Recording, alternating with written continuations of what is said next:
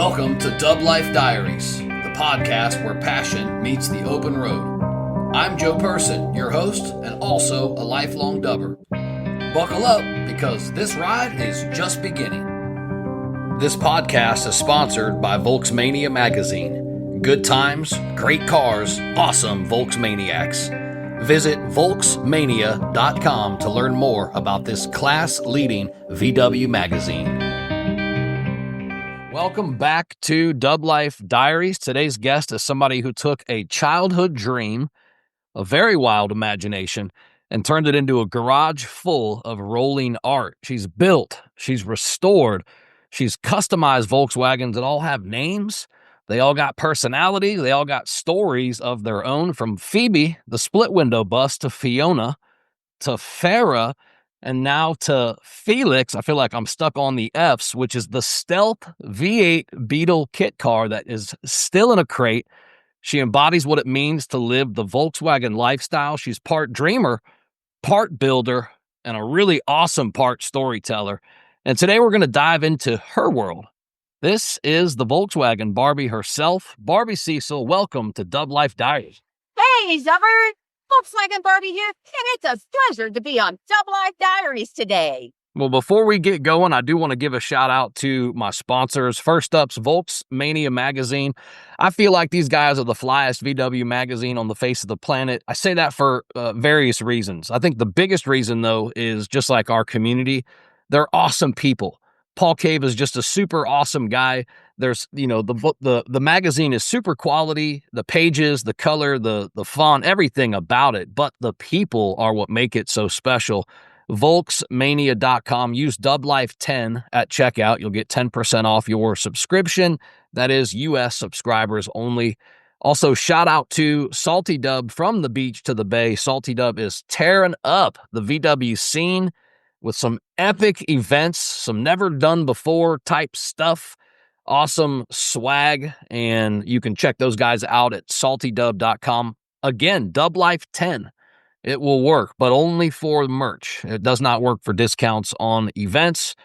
Also, big shout out to my buddy Chris White, Riverbank Customs. Chris is out of Pell City, Alabama. Super stand-up guy, all about the VW scene. He's so awesome. He supports the podcast. So go give him a like, a follow, support him. Riverbank Customs on YouTube. Miss Volkswagen Barbie, back to you. Yes. Great to be here, yes. So, thank you for taking the time. I see you're all about the scene. You're in it. You got a shop. You got all kinds of stuff cracking. I love it. Thank you for taking the time to do this podcast. Let's talk about you. Let's talk about how you arrived at what you're doing and your energy. It's just so awesome. So growing up in West Texas, what first pulled you toward Volkswagens or the scene when really you weren't around them as a young person, correct?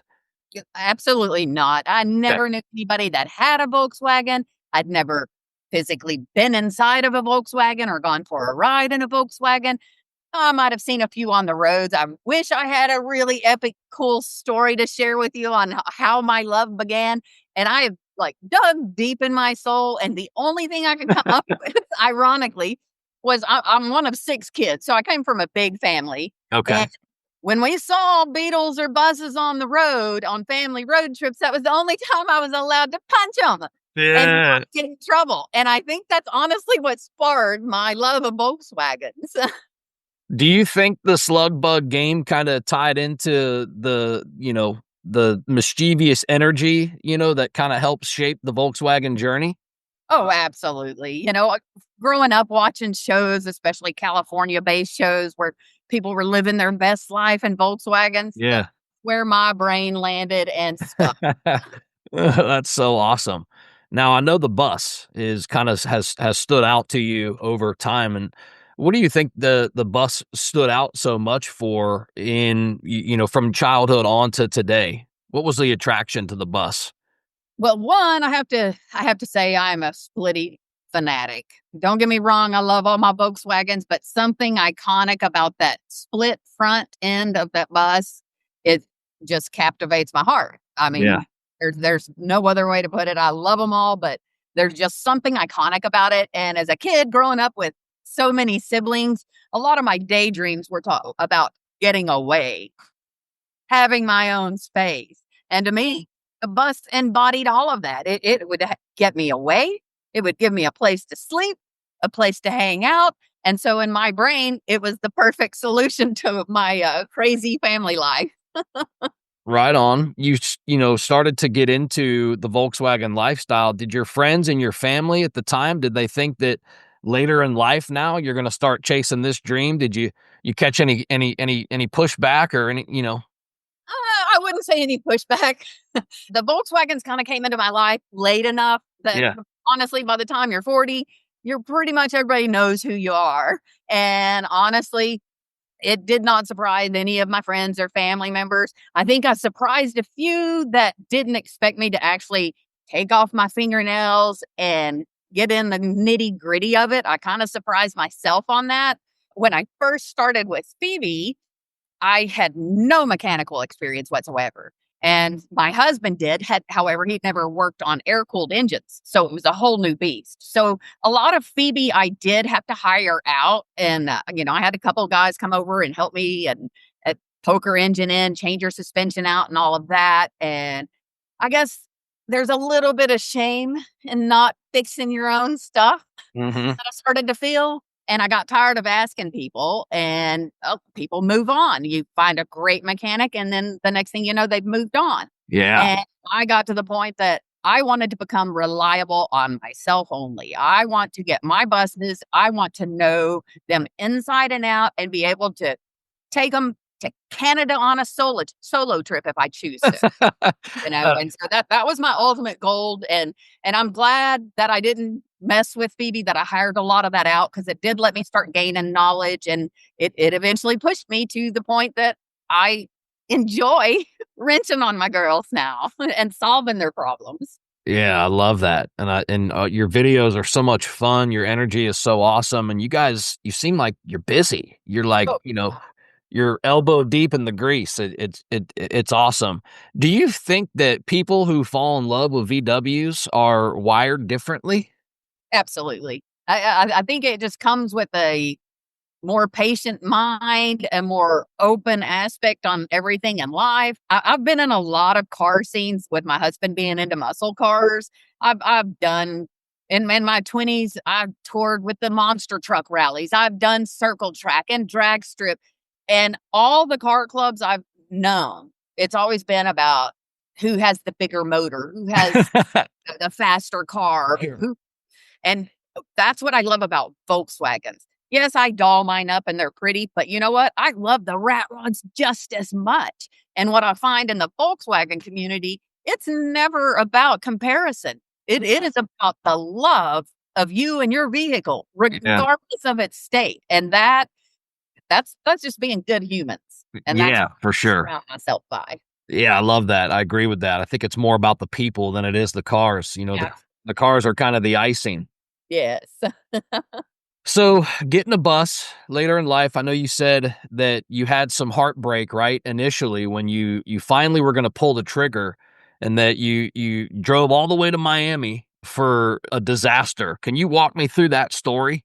Oh, yes. So backtrack just a little bit before the Miami, I'd actually spotted 3 different ones over in the UK. Paid Ooh. inspectors, came back with horrible reports.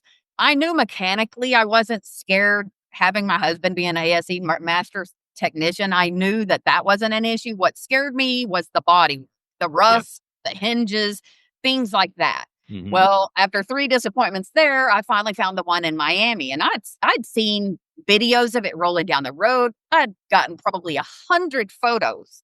So I was 100% certain this was the bus for me. Load up the trailer. My husband was feeling ill, so hauled to Miami with a trailer. First time I'd hauled a trailer in about 20 years.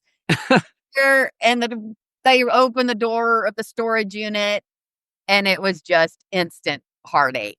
The moment I saw it, I could tell walking up from the back end, her muffler was crunched flat, and they obviously they didn't know how passionate I was about Volkswagens, but they tried to tell me, "Oh, they're all like that." Oh, And so I knew right there I was dealing with a liar. yeah. Go Ooh. ahead and inspect the bus anyway, and it was a hot mess. I'm talking I'm pretty sure a 5-year-old could have put the headliner in better. Matched bolts everywhere. The door Oh, was no. horrible. But I put on my brave face and kind of looked at him and told him, "Look, I'm going to go look at a couple more buses. I'll let you know." In reality, I was crushed. I went back to the hotel and I cried. I cried a little bit because I was so certain. And it was just more of a project at that point, being my first Volkswagen, than I was willing to like dive into. So I sat in the hotel room and I thought, well, while I'm out of my general area, Google might produce some other like content that I haven't seen. So pop on Google, do a little search, and I find like 30 minutes from my hotel were phenomenal buses. I told him, "I'll tell you what, let me come look. I want to look at your workmanship. I want to touch and look and inspect your work." So he allowed me to come over, and despite my best efforts of trying to buy one of the 3 that he had there, he was a good businessman. He did not let me. I even offered more money. But he did tell me he would import one, and I laid down the rules. I told him I really didn't care mechanically if she was sound or not, even though he said that they rebuild the engines and transmissions and all of that. Told him my big deal was the body work and the door closures and the little things like that that are pain to fix. Mm-hmm. So I put down a deposit, I came back home and waited for about 6 months. And in the meantime, we were corresponding. I was picking out colors and picking out curtains and picking out the layout and what options I wanted in it. Dang. And so I cheated. I feel like I cheated a little bit, but the overhaul I have given her has redeemed me because getting her home was a whole different story. I mean, you can look pretty all day long, but if she doesn't drive, there's heartache. There's more heartache on the way. That's right. That's right. So what were some of those biggest surprises that you realized after you brought her home? Well, ironically, I didn't even have to get her home to realize the first error I was going to have to address. So obviously, my Miami area is very crowded. You're not going to get a big truck and trailer everywhere. So I had to park the trailer, drive the truck over, make the deal, and then get the bus over to the trailer. So maybe 5 blocks, and immediately I could tell there was not enough power. Finding second gear, near impossible. Wow. At this point, I bit the bullet. I was just ready to get back home and started to working on her. Right. So loaded her up on the trailer, and the second I go to unload her to get her home, impossible to find reverse. Oh, no. Yes, so I had one car show, and it was actually our rare air car show 3 or 4 years ago, my first one. I went ahead and took her as is because I had just gotten her less than 30 days. I wanted to show her off regardless. Sure. After that show, she came straight home, got put up on blocks, engine, suspension yanked out, and she sat on blocks for 6 months while I waited on Powerhouse to build me a good engine. Wow. So yeah, walk me through now. What she built like, I guess. How'd you go from what upgrades? So obviously the first thing I needed to do, because I'm not getting her just to put her in shows, I drive her. If I'm going to the grocery store, I've got 12 cars. That's the one I usually want to take, unless it's raining. So the first thing I did was her engine. So we pulled out her rebuilt engine that was leaking like a sieve. Powerhouse built me a 2110. Ooh. Full carb. They're Weber 44s. Okay. And because the engine was going to have about 150 horsepower, they told me 145, but when dynoed, it was about 150. Dang. Yeah. So that'll move her. Thing. Yeah. But with that, it opens a whole new can of worms. You have to stop. That's kind of important. Kinda. And with the additional power, she wanted to fishtail a little bit. So suspension issues were in there. So it just kind of started compiling. And at that point, I was also having some wiring issues.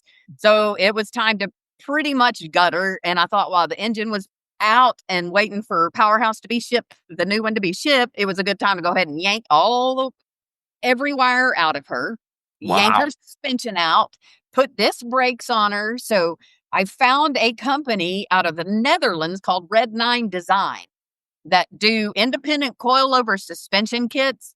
And I have been so impressed with her drivability after that. Wow. That I'm putting that in my pink bus. Our vice president of our local club ordered one to put in his bay window bus. So I'm not getting paid for promotion on them, but I'm telling you that was probably one of the best in terms of drivability. That's probably a good nugget, good gem. Yeah. Thank you. And after all of the mechanical side got done, she's sporting 4-point camera systems, Bluetooth radio. She's got a TV that will televate from behind her back, the passenger seat. She's Dang. full on camp, Okay. everything you need except for maybe the toilet. So when you think of a bus like this, that's now so built and probably a lot invested, do you think that people kind of maybe glamorize owning a bus without realizing how much money actually has to go into them to get them to look like yours? Oh, wow. Absolutely. Every car show I take her to, the patrons will be, oh, that's my dream car. I want one of those. And I tell them, dude, I got $100,000 in this thing. Yeah, it is. It's an expensive hobby, but it is. not But so having worth it. and being retired, that's the perfect place to put my money. Yeah, I love it. I love it. So let's fast forward just a little bit to Farrah. Tell me about how Farrah came into your life. So Farrah came into my life. I had kind of been interested in a bay window. I wanted another bus. I wanted another project. And this time I wanted to be the one to do a lot of that. And so that was my goal with her, because I hired so much out with Phoebe. I wanted to get my hands dirty this time. So I contacted the guy that imported Phoebe for me, because I had a body wise, not mechanically wise, but body wise, I was impressed with what he produced compared to what I had seen. Told him basically, I'm looking for a bay window bus. I don't even care if it has an engine or a suspension. I need the chassis and the body, and I'll handle it from there. So it took about a year, and he still hadn't hollered back at me. And finally, one day he called me and he's like, well, Barbie, I found you a bay window bus. And I told him, great. Let me come take a peek at it. And he's like, well, I have to tell you, I know you said you wanted to do all the interior build out, and I know you were going to do all of the suspension and engine that you did with your other one, but this one's kind of already been built out. But I thought of you because it's a one-owner bus and it is impeccably kept. Wow. But that caught my attention. I go down there, and I had already envisioned in my brain how I wanted her layout on the interior, what all I was going to include into her, because you've got a little more space in the bay windows than you do the splitty. So I go down there. The second I laid eyes on it, it was just take my money. It was, her interior build out was so far exceeded what I had envisioned. I knew I was going home with her. Wow. I necessarily want a pink bus. No, I know my name's Barbie, but pink's really not my favorite color. So, but it was so adorable on the inside. I had no choice. Yeah. Now, part of me does think that he'd get that bus and paint it pink and do that, knowing he could sell it to me back for more money? Probably so. But I'm a sucker and it works. So kudos to him. Fast forward a little bit on how'd you build this one out? So with this one, she's also, now she does not have her air conditioner yet. Phoebe actually has an air conditioner, which surprises most people. It was tricky, but did you do the new electronic style, or did you do no style? Okay. She's belt driven. Okay. I'd heard enough horror stories about the electric that I wasn't willing to. I live in Florida. Come on, it's hot. Hey, that's what I was going to ask you, because my wife's she's wanting to put AC in the Carmen Ghia right now, and I'm kind of weighing the options. Well, I will say the guy that imported, he had been doing both of my buses. He had been doing the electric for a while, and he had so many issues. He's finally cut it and gone back to belt driven. So. Okay, that's a good tip. But Miss Farrah, she's going to be just as glamorous. She's got a lot more storage. Her bed, like with Phoebe here, she's got the L-shaped couch in her. It does not convert to a bed. Have I camped in her? Yes. It was quite funny how I managed to make that happen. But but with Farrah, she's actually got the rock and roll bed. One pull, you've got your bed all the way across. She's got a kitchen sink in her. It's tiny, but a place to wash your hands up. She's actually has a mini refrigerator in her. Cool. A TV. I will be adding air conditioning to her soon, but right now we're trying to get her buttoned up and engine poked in and suspension handled. So all in due time. Yeah, yeah. So what's the difference in the personalities between these two, Phoebe and Farrah? Oh, complete different personality. Isn't Phoebe that isn't that Phoebe cool? fits my personality. She's kind of the wild child, a little bit tomboyish. She's a beach goer, spread the joy. Whereas Farrah captivates the little girls a lot. I've done a lot of mini photo shoots with her, and the moms and little girls love that. But to me, she seems a little more highfalutin, a little classier. She doesn't seem as infectious to me as Phoebe, but that's probably just my own personal preference. But I love her still the same. Let's fast forward a little bit then to another one, another F. Now, kind of cool because my whole family's J's. Ah, My mom's Judy, my dad's Jeff, my brother's Josh, my other brother's Jonah, I'm Joe, my sister's Jordan. So we were like all the J's. But you're with the all the F's, I kind of thought I'm like, oh, that's kind of cool. She's sticking with F's. But yeah. Fiona, the 2002 Beetle. Tell me about how this one entered the mix. Okay, so she's the first water cool to actually hit the mix. Okay. And she came out of sheer necessity, honestly. So she was actually the second Volkswagen I brought into the mix.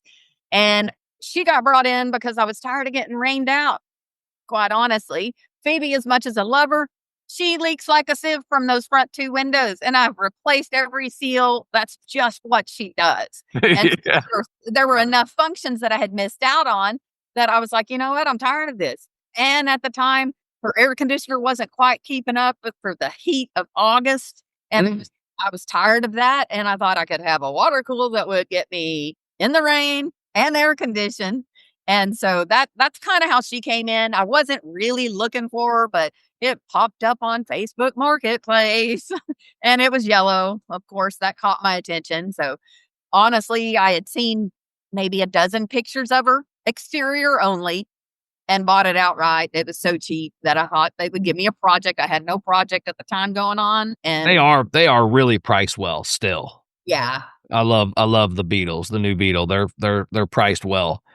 Used. You can get a great car under 100,000 miles that'll run really, really strong for really cheap.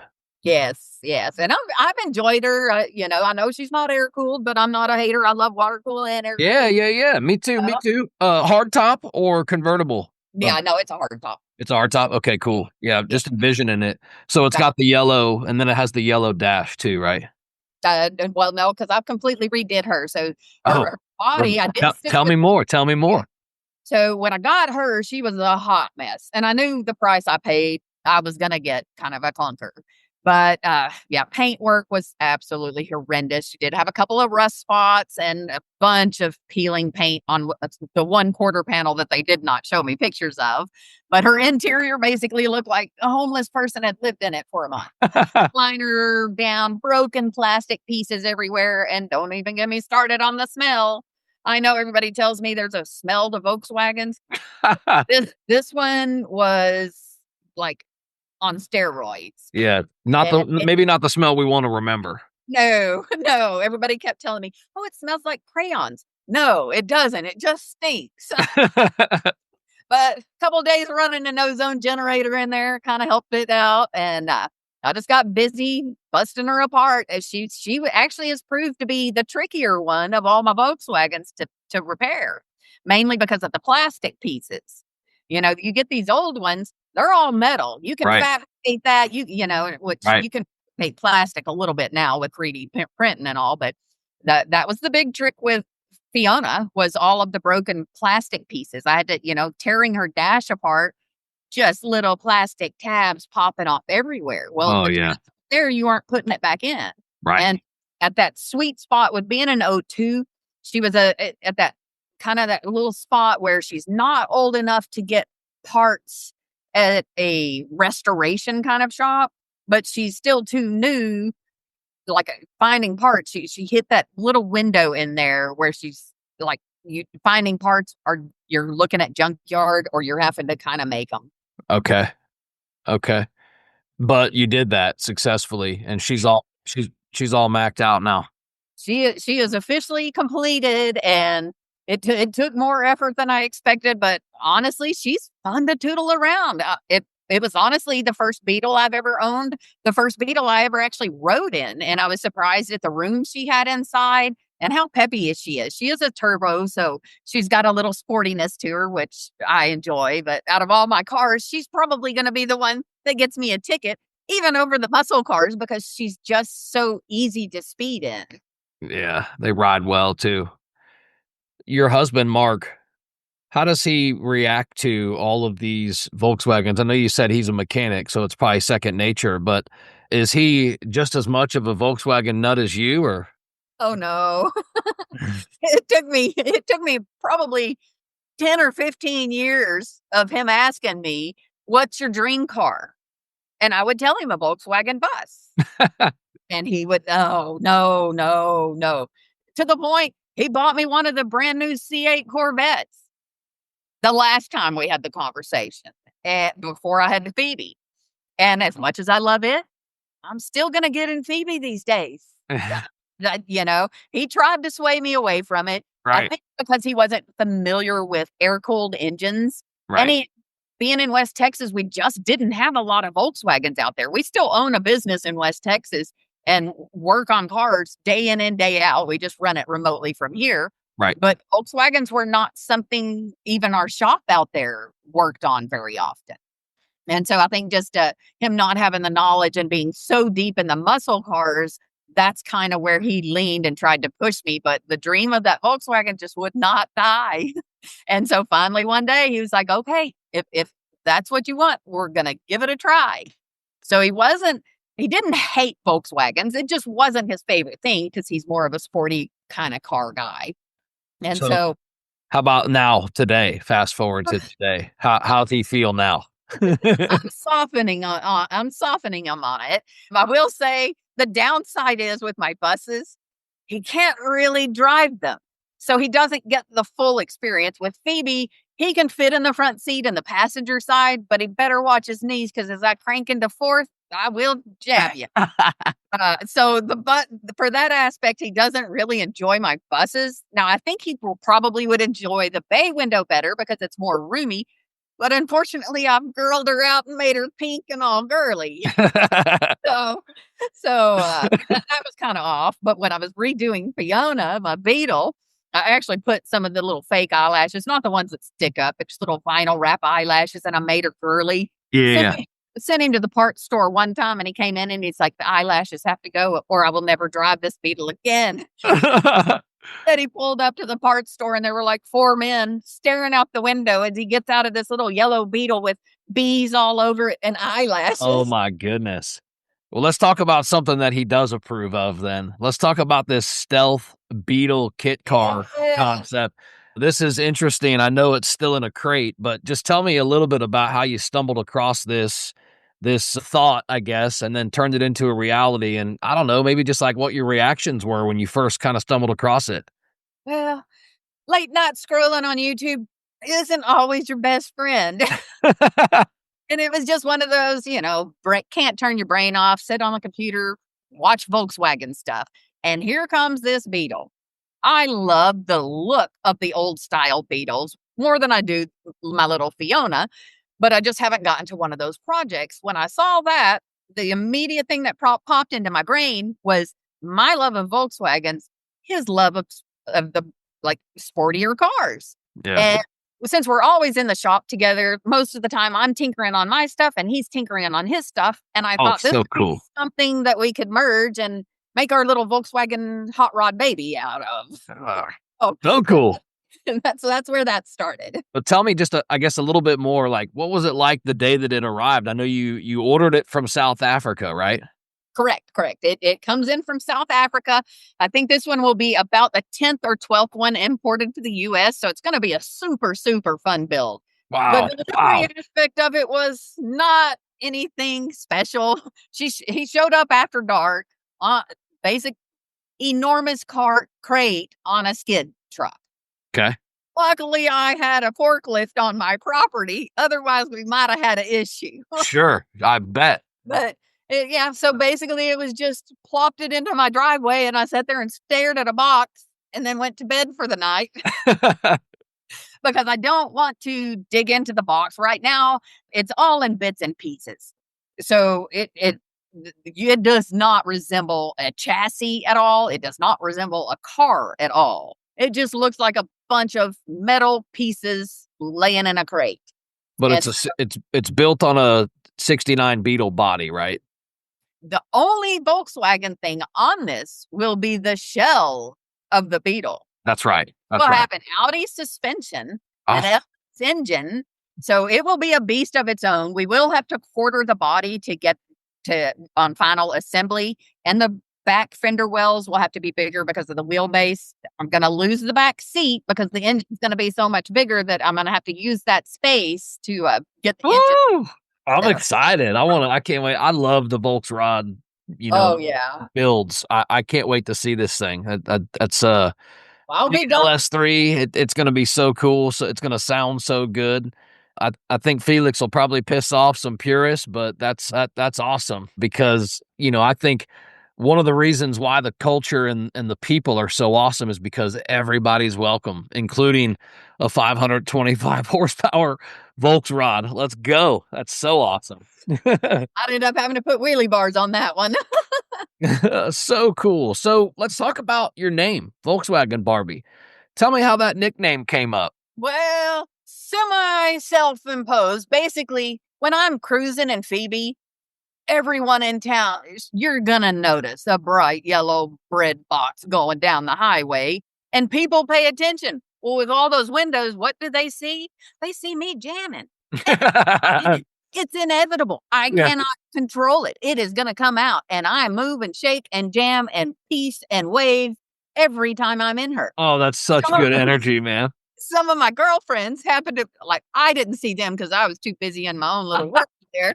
But some of my girlfriends happened to see me at a red light one day, and the next time we had our girls' meeting, they were like, "So, you're gonna be called the crazy Volkswagen lady around town." And I thought rather than be called the crazy Volkswagen lady, I would just own it and say, "Hey, I'm Volkswagen Barbie. Peace out." And so that's kinda how it happened, and everybody who knows me knows my passion for Volkswagen, so Yeah. it just kinda fit, and it rolls off the tongue easy, so hey. Do you see the VW world as more of a culture than it is a hobby, more of a feeling than it is just a hobby? Oh, for sure, for Yeah. sure. Yeah. The cultural aspect of it is really what drew me to the community itself. Like I said, I've tried other car clubs. I'm still members of Corvette clubs and stuff like that, but the culture of the Volkswagen community is something that reminds me of a better time, better people, where if you break down, somebody's gonna come to your rescue. Over the time that you have been spending in the culture, getting your hands, I guess, dirty, coming up with these builds, these ideas, spending all this money, having all this fun, making all these videos. What's some of the most valuable lessons that you've been taught later in life on kind of finding this new culture, new hobby? Slowing down, I know that sounds ironic coming from me, but it has taught slow down and enjoy everything. I'm Mm. gonna move at a faster pace than most people. That's just how I roll. But If you could go back to give your 20-year-old self advice, what would you say? Same thing? Slow down? yeah, Yeah. slow down, but get into Volkswagen sooner. My dad told me that. I got goosebumps because that's one of the biggest kind of quotes I take away from my childhood of my father always saying to me. He's still around, but I felt it when you said it because he used to say to me all the time, "Son, you got to slow down. What's the rush?" Yeah, Right? What's the rush? And I used to be like, well, it's this, and that's the reason, and this is I'd defend it all the time. My pace was always just, a million miles an hour. But yeah. but slow down is really, really, really good advice.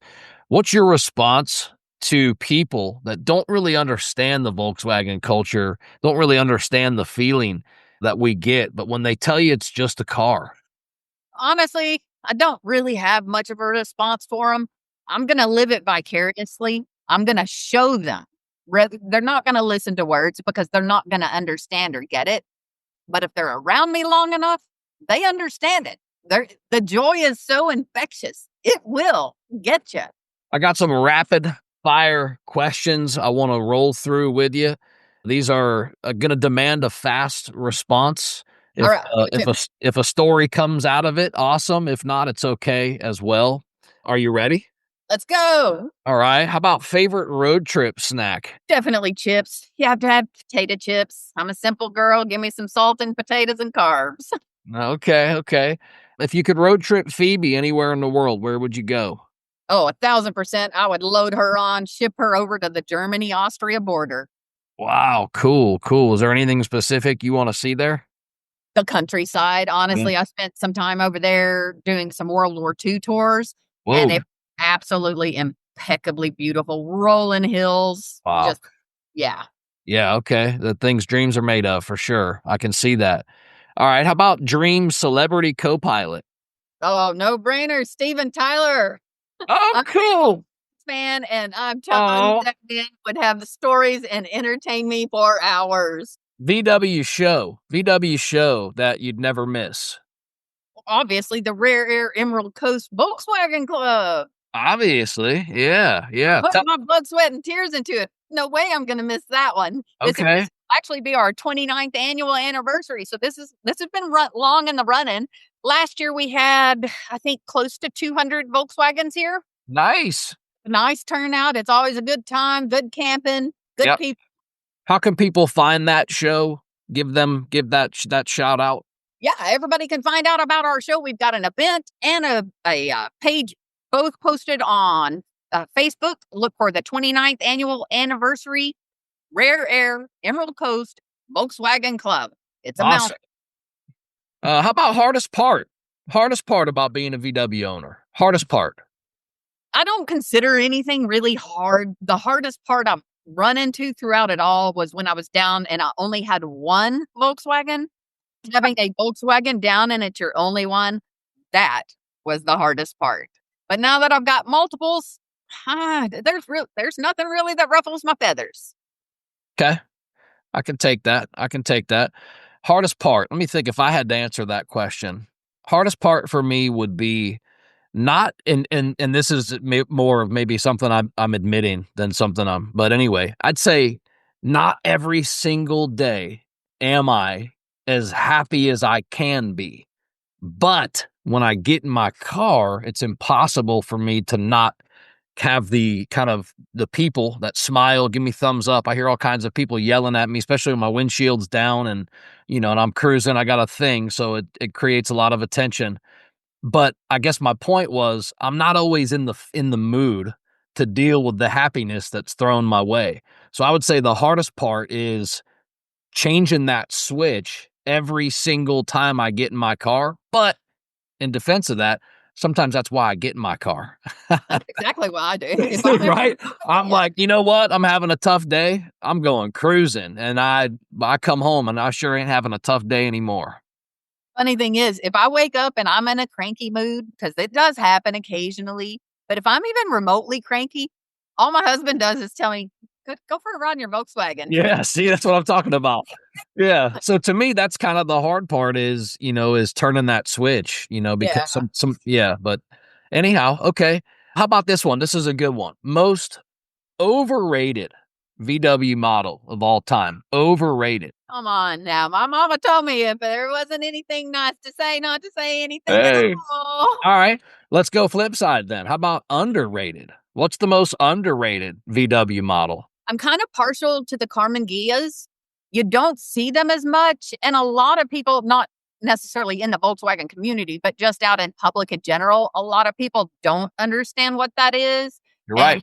appreciate it. So to me, that probably is going to sneak up in a future project one day. Cool. Yeah, my wife has one. It was the only Volkswagen that she wanted, especially after she did some research and, found out how it was designed and all that fun stuff. But then our snag or our hang up was she didn't want to drive a stick shift. She was like, no, if I'm going to get a classic car, I'm going to get one I can, I can enjoy. I don't want to have to work that hard. I'm like, oh, okay.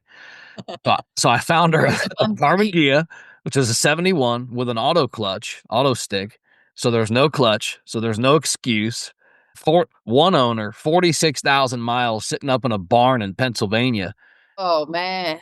Oh, yeah, man. I drove up there and snagged that thing. a couple years ago.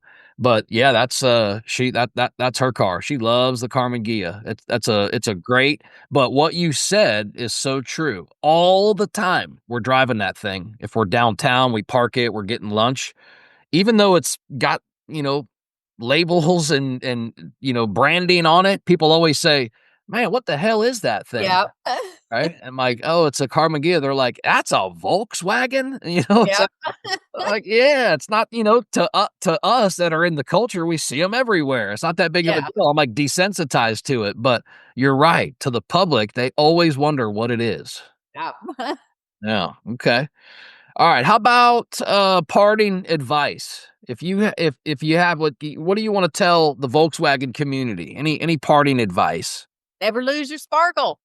You know, honestly, if I were to give advice, don't be afraid to tackle things on your own. YouTube and the Volkswagen community itself, the family that we are, you will be trained. Just take the risk. Go out there, make it happen. I had Annie's VW on recently on the podcast, and she said something that was so awesome that I'll repeat now. She said when a woman is in a shop setting and she asks a question, it doesn't mean that she wants you to take the tool from her and go show her. She just wants the guidance and wants you to guide her or whatever, but she wants to do the damn stuff herself. So she's like, stop taking the tools out of the woman's hands. Yeah. I thought that was like so awesome.